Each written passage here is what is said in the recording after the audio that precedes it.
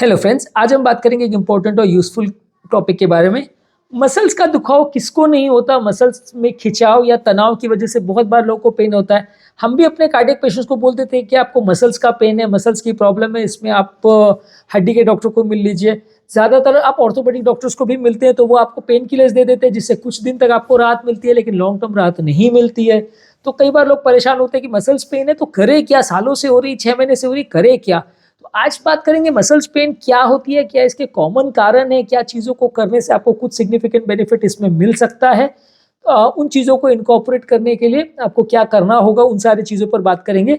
Already muscles x और pens के लिए फूडस्टफ्स पर हमने बात की है, मसल के लिए और भी वीडियोस हमने की है, फाइब्रोमाइल्जिया पर वीडियो किया है।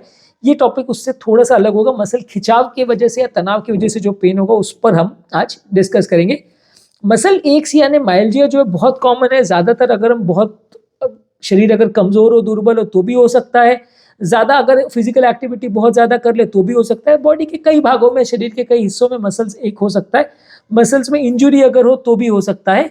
मसल्स में इंजुरी ज्यादातर होने का रीजन ये है कि अगर आप मसल्स में बहुत ज्यादा खिंचाव या तनाव अगर आपको होता है तो होता है, या कोई एक पर्टिकुलर एरिया में मसल टेंशन हो या तनाव हो, बहुत ज्यादा एक मसल खिंच जाए तो हो सकता है, या मसल्स को बहुत ज्यादा फिजिकल एक्टिविटीज में यूज करते हो, बहुत ओवर विगरस फिजिकल एक्टिविटीज करते हो, जिम बहुत ज़्यादा करते हो तो होता है उसमें कई बार मसल इतनी सोर भी हो जाती है कि छूने में भी दर्द होगा।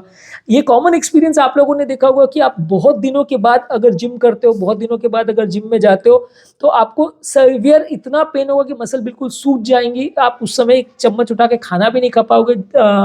कोई अगर मसल को टच भी करेगा तो आप चिल्लाओगे, इतना सीवियर पेन होगा। तो ये मसल का सोरनेस है जो सडन ओवर यूज की वजह से होता है। अगर आप ग्रेडेड वे में मसल्स की एक्सरसाइज करें, धीरे धीरे करके अपनी मसल्स की एक्टिविटी को बढ़ाएं, धीरे धीरे अपनी फिजिकल एक्टिविटीज को बढ़ाएं तो ये ज्यादा हेल्दी रहेगा। आप अगर सडन सीवियर बर्स्ट में एक्सरसाइज करेंगे कि 3 महीने कुछ नहीं किया और सडनली एक दिन आपने मैराथन दौड़ लिया, या कई लोग का ऐसा भी होता है कि साल भर तो एक्सरसाइज करेंगे नहीं और एक दिन पहाड़ चढ़ के आ जाएंगे। तो अगर आप इस तरह की एक्टिविटीज करेंगे तो मसल्स एक और पेन होने का चांस कंपेरेटिवली ज्यादा रहेगा।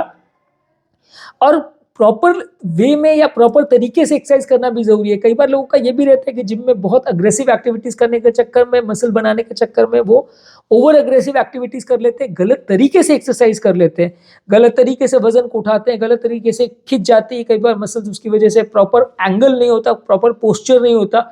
हर पर्टिकुलर मसल की एक्सरसाइज में आपको जिम के ट्रेनर सिखाएंगे कि इस पर्टिकुलर एक्टिविटी के लिए आपको इस तरह का मसल का मूवमेंट चाहिए, ये पर्टिकुलर पोजीशन चाहिए। तो उसको प्रॉपरली सीख के आप अगर इनकॉर्पोरेट करेंगे तो ज्यादा अच्छा है।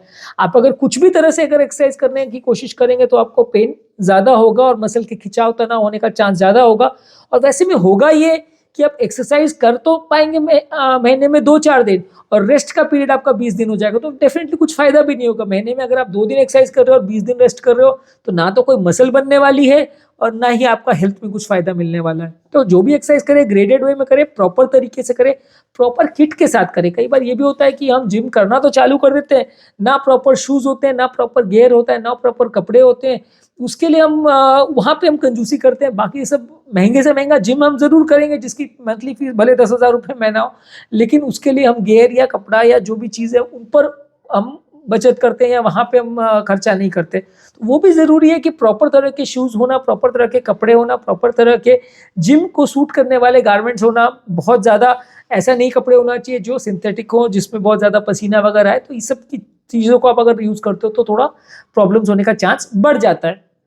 इसके अलावा एक और इम्पॉर्टेंट चीज़ है कि जिम में जो लोग प्रॉपर वार्म अप और कूल डाउन नहीं करते उनको भी बहुत प्रॉब्लम्स होती है। क्योंकि कई बार क्या होता है कि आप झोंक में जब जिम जाते हो तो आप फटाफट दौड़ते हो, एक्सरसाइज करते हो और फिर तुरंत ही निकल जाते हो। तो जो वार्मिंग अप और कूल डाउन का पीरियड है, लोगों को लगता है यार ये मेरी बॉडी के लिए जरूरत नहीं, ये टाइम वेस्ट क्यों करूँ, मेरी 1 घंटे का जिम पीरियड है तो मैं उसमें पूरा फुल एक्टिविटी करूंगा, वार्मिंग अप कूल डाउन के लिए 5-5 मिनट में क्यों बर्बाद करूँ। तो वो काफ़ी कॉमन है। इसके लिए आपको मसल पेन होने का या मसल में खिंचाव या तनाव होने का चांस इससे बढ़ जाता है। इसके अलावा कुछ बीमारियां भी है जिसमें ऐसा हो सकता है। फाइब्रोमाइल्जिया है जिसमें मसल्स में बहुत ज्यादा खिंचाव तनाव होता है। इसमें आपको मसल्स का एक और पेन 3 महीने से ज्यादा तक चलता है, तो आप इसके लिए टेस्ट करवाना चाहिए कि ये बीमारी तो नहीं है। इस पर सेपरेट वीडियो हमने किया है। इसके अलावा एक क्रॉनिक फटीग सिंड्रोम है जिसमें लंबे समय तक आपको बहुत ज्यादा सुस्ती रहेगी, कमजोरी रहेगी और आपका हमेशा डिप्रेसिव जैसा ही फीचर्स रहेगा। लाइफ लंबे समय तक आपको बहुत कमजोरी और हाथ पांव में दर्द जैसा बना रहेगा। इसके अलावा मायोफेशियल पेन सिंड्रोम्स में होता है, जिसमें मसल्स में या उनके कार्टिलेजेस में आपको खिंचाव तनाव हो जाता है, या उनके फेशिया जिसे कनेक्टिव टिश्यू डिजीज में कई बार उसमें खिंचाव हो जाता है, पेन होता है, तो ये भी कई बार मायोफेशियल पेन की कैटेगरी में आता है। कोई भी इन्फेक्शन अगर आपको हो जाए, जैसे फ्लू हो जाए, कोविड हो जाए, इन्फ्लुएंजा वगैरह हो जाए, पोलियो या इस तरह की इन्फेक्शन हो जाए, या बैक्टीरियल इन्फेक्शन हो जाए, तो भी कई बार मसल्स में पेन होता है, और ये बीमारी ठीक होने के कई दिन बाद तक भी पेन रहता है। पोलियो तो ऑब्वियसली लंबे समय तक चलता है, ठीक नहीं होता, लेकिन बाकी बीमारियों में भी आपको काफ़ी लंबे समय तक मसल्स में पेन बना रहता है। इसके अलावा कुछ ऑटो इम्यून डिजीज है, जैसे लूपस है, डर्मेटोमायोसाइटिस है, पॉलीमायोसाइटिस है, इसमें भी मसल पेन हो सकता है। कुछ मेडिसिन है जैसे कि एस इनहिबिटर्स है, स्टैटिन्स है और कोकेन है, इनसे भी मसल पेन हो सकता है। थायराइड की प्रॉब्लम जैसे हाइपोथायरॉयडिज्म और हाइपोथायरॉयडिज्म दोनों में ही पेन हो सकता है, और बॉडी में अगर पोटेशियम लेवल्स कम हो तो भी आपको पेन हो सकता है।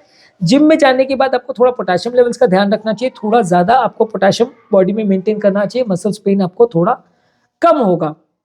अब अगर मान लीजिए आपको पेन हो रहा है तो क्या करें, कुछ दिनों तक उस एरिया को रेस्ट कीजिए जहां पे आपको पेन हो रहा है। एक पर्टिकुलर हाथ में या पैर में अगर पेन हो रहा है तो उसको आप रेस्ट दीजिए, रिलैक्स कीजिए, ओवर स्ट्रेन उसको मत कीजिए। कोई over the counter pain killer जैसे आइब्यूप्रोफेन है, पैरासीटामोल है, ये सब ले सकते हैं। हार्ट पेशेंट्स के लिए पैरासीटामोल और ओपियोइड ड्रग्स जैसे अल्ट्रासेट ये ज़्यादा सेफ है। आइब्यूप्रोफेन, नेप्रोक्सिन और कॉक्सिप्स जो है रूटीन नॉन कार्डियक पेशेंट्स के लिए सेफ है, लेकिन हार्ट पेशेंट में थोड़ा रिस्क कर सकती है। नेप्रोक्सिन वगैरह थोड़ा सा हार्ट अटैक आने का चांस बढ़ सकता है इससे। शुरुआत के 2-4 दिनों में जब आपको मसल पेन हो रहा है तो आपको उसमें बर्फ लगाना चाहिए 1 से 3 दिन तक, स्ट्रेन और स्प्रेन में। अगर 3 से 4 दिन में अगर रिलीफ नहीं हो रहा है तो फिर आपको उसमें हीट लगाना चाहिए, यानी गर्म पानी से सिकाई करनी चाहिए, हॉट वाटर बैग्स वगैरह यूज करना चाहिए। शुरुआती दिनों में आइस नहीं हो तो फिर हीट लगाइए, उसमें हॉट वाटर बैग से उसकी सिकाई कीजिए, या फिजियोथेरेपिस्ट को मिलिए। फिजियोथेरेपिस्ट कई बार हॉट वाटर बैग से सिकाई करवाते हैं, अल्ट्रासाउंड से सिकाई करवाते हैं, तो उस या नर्व स्टिमुलेशन वगैरह करवाते हैं, इससे आपको थोड़ा जल्दी पेन में रिलीफ मिलता है। प्रॉपर वे में फिजियोथेरेपिस्ट से मिलकर भी आप सीख सकते हैं, जेंटल वे में मसल को स्ट्रेच करें, जब तक पेन ना जाए तब तक बहुत हाई इम्पैक्ट एक्टिविटीज नहीं करें। उस पर्टिकुलर वेट जिसमें प्रॉब्लम हुई है मसल में, उससे ज़्यादा वेट ना उठाएं, अपने आप को थोड़ा रेस्ट के लिए टाइम दें, और स्ट्रेस लिविंग एक्टिविटीज जैसे योगा, मेडिटेशन, ये सब चीज़ें भी कर सकते हैं, जिससे मसल्स को थोड़ा रिलैक्सेशन मिले। अगर फिर भी नहीं मिल रहा है तो आपको पेन किलर्स थोड़ा दिन के लिए लेना चाहिए। पेन किलर्स जो आपके मसल का स्पाज्म और जो मसल रिलैक्सेशन भी है, मसल के स्पाज्म और खिंचाव को कम कर देता है, तो इससे मसल थोड़ा रिलैक्स हो जाती है और आपको हील अप होने के लिए मदद मिलती है। नहीं तो क्या होता है कि मसल में स्पाज्म होता है, तनाव होता है, उसमें आप जरा भी अगर मूवमेंट कर लो तो फिर खिंच जाती है, फिर और स्पाज्म बढ़ जाता है। तो ये स्पाज्म की साइकिल और विशियस साइकिल को रोकने के लिए कुछ दिनों तक अगर पेन किलर या लो डोज स्टेरॉइड्स अगर लेना भी पड़े तो उतना नुकसानदायक नहीं है, पर ऑब्वियसली ये मेडिसिन लेने से पहले आपके ऑर्थोपेडिशियन डॉक्टर से या आपके जॉइंट स्पेशलिस्ट डॉक्टर से आप एक बार डिस्कस कर ले तो ज़्यादा अच्छा है।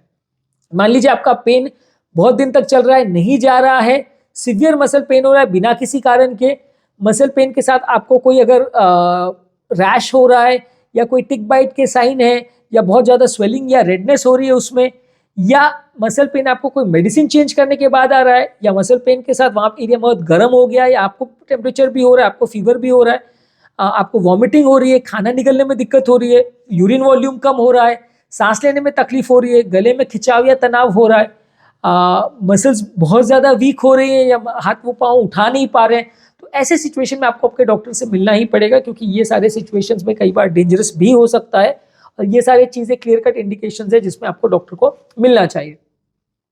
अब मसल सोर ना हो उसके लिए क्या करना चाहिए, ज़्यादातर अपने वार्म अप और कूल डाउन पर फोकस कीजिए, अपने मसल्स को प्रॉपरली स्ट्रेच कीजिए जब आपको कोई एक्टिविटी करनी है, प्रॉपर वार्म अप और कूल डाउन का टाइम दीजिए, प्रॉपर तरीके से मसल को स्ट्रेच करिए।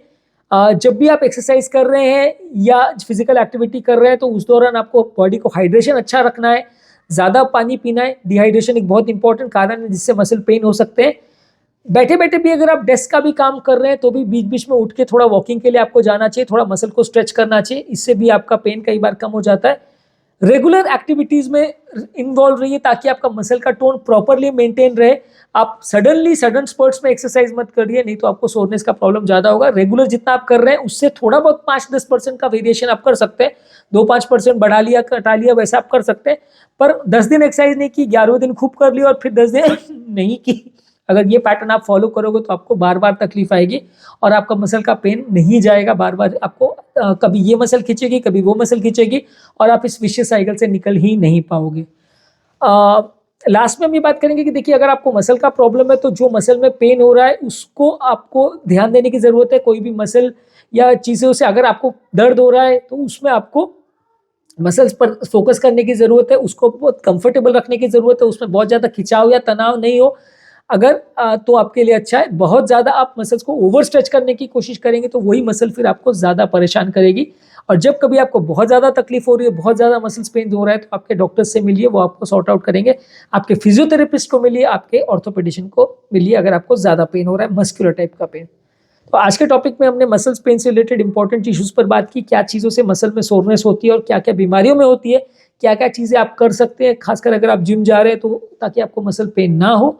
यदि इस टॉपिक को संबंधित आपकी कोई कमेंट्स, कोई सजेशन है, कोई और टॉपिक्स पर आप चाहते हैं वीडियोस बनाएं, कोई पेशेंट रिलेटेड क्वेरीज है तो नीचे कमेंट सेक्शन में उनके बारे में बोल सकते हैं, मैंने सॉर्ट आउट करने का प्रयास करेंगे। अंत में मैं डॉक्टर नवीन अग्रवाल तहे दिल से आपका शुक्रिया अदा करूंगा कि आपने इस टॉपिक को एंड तक देखा। आपको डेफिनेटली इससे कुछ सीखने को मिला होगा। जो लोग हमारे चैनल पे नए हैं उन्हें रिक्वेस्ट करूंगा कि चैनल को सब्सक्राइब करें। ऐसा करने से चैनल को कंटिन्यू करने के लिए हमें मोटिवेशन और इंस्पिरेशन मिलती है और आपको नया कुछ सीखने को मिलता है। जब भी हम कोई नया वीडियो अपलोड करते हैं तो आपको उसका नोटिफिकेशन मिल जाता है।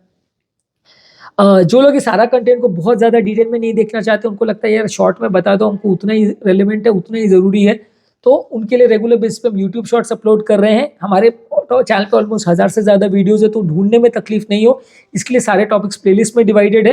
तो आपको जो पर्टिकुलर बीमारी के बारे में जानना है उसके प्लेलिस्ट पे आप स्पेसिफिक जाइए। BP, sugar, cholesterol, heart attack, heart failure, devices, angioplasty, सबके प्लेलिस्ट अलग है, उस पर आप स्पेसिफिक जाइए। उसमें आप क्लिक करेंगे तो आपको रेलेवेंट वीडियोज़ और टॉपिक्स और शॉर्ट्स भी मिल जाएंगे। तो आप उसको क्लिक करेंगे तो आपको ज़्यादा रेलेवेंट टॉपिक्स मिलेंगे बिना ढूंढने की मेहनत करें।